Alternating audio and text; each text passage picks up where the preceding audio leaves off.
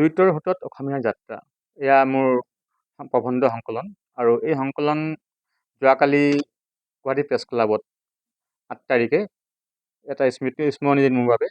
সূৰ্য হাজৰিকাদেৱে অসম সাহিত্য প্ৰাক্তন সভাপতি তেখেতে উন্মোচন কৰিছিলে। লগত আছিল প্ৰাক্তন সভানেত্ৰী কামৰূপৰ অসম সাহিত্য সভাৰ, আৰু দুয়োগৰাকীয়েই সুন্দৰকৈ উন্মোচন কৰি যি এক পৰিৱেশ, সুন্দৰ এক পৰিৱেশত তেওঁলোকে উন্মোচন কৰাৰ লগে লগেই কিতাপখনৰ প্ৰতিটো পৃষ্ঠাৰ কাৰ্যসূচী পঢ়িয়ে তেখেতে কৈছিল যে এই গোটেইখিনি লাগতিয়াল বস্তু এটা ছাত্ৰ জীৱনৰ পৰা লৈ সংস্কৃতিৰ পৰা লৈ গোটেই অসমৰ লুইতৰ নামটো ইয়াত যে সাঙুৰ খাইছে সেয়া সঁচাকৈয়ে খুব ভাল হৈছে।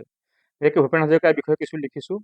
লগতে আমাৰ বিহুৰ পৰা লৈ ল'ৰা ছোৱালীৰ উত্তৰণত কি ধৰণে আমি চেষ্টা কৰিলে ভাল হ'ব। যিহেতু মোৰ প্ৰথম প্ৰবন্ধৰ প্ৰথম শাৰীতে আৰম্ভ কৰিছোঁ, ল'ৰা ছোৱালীবিলাকে ডিচিপ্লিন মেইনটেইন কৰিব লাগিব মেইনলি, আৰু এই ডিচিপ্লিনটো আমি কেতিয়া ঘৰখনৰ পৰা লাগিব।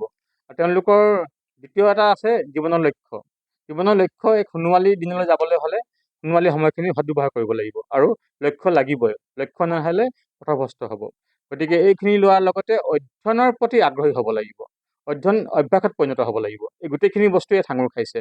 আৰু ছাত্ৰ ছাত্ৰীবিলাকে যদি এইখিনি ফ'ল' কৰে, ভৱিষ্যত জীৱনত তেওঁলোকৰ সুন্দৰ দিন এটা আহিব, এয়া সঁচা। আৰু লগতে তেওঁলোকে নৱপ্ৰজন্মকো কিছু বাট দেখুৱাই যাব পাৰিব। নৱপ্ৰজন্ম, যুৱ প্ৰজন্ম সকলোৰে বাবে মই এই প্ৰবন্ধবিলাক লিখিছোঁ। আৰু কিছুমান ইয়াত লেখনি আছে যিবিলাক কিছুমান ব্যক্তিৰ জীৱন কেনেকৈ সফলতা হৈছিল, কি ধৰণে ব্যৱসায় কৰিছিল, সেই বিষয়ে দুই এটা বিষয় ইয়াত বিষয় সন্নিৱিষ্ট কৰা হৈছে। বিশেষকৈ আমাৰ অসমত বৰ্তমান আমি দেখিবলৈ পাইছোঁ বহু বিজ্ঞানী, বহু সাহিত্যিক ভাৰতৰ লগতে বিদেশতো বহু ঠাইত আমাৰ সুনাম কৰিছে। গতিকে মোৰ এটা সপোন আছে, অসমখন এসময়ত ইংলেণ্ড আমেৰিকাৰ দৰে হ'ব। এয়া মোৰ সপোন, আৰু এই প্ৰবন্ধত এইষাৰো আছে, আৰু সেয়া গৈ আছে। আমি সুদূৰ ভৱিষ্যতে অসমখন আমি এই ধৰণে গৈ আছোঁ, আমাৰ নৱপ্ৰজন্ম এই ধৰণে আগবাঢ়ি গৈ আছে।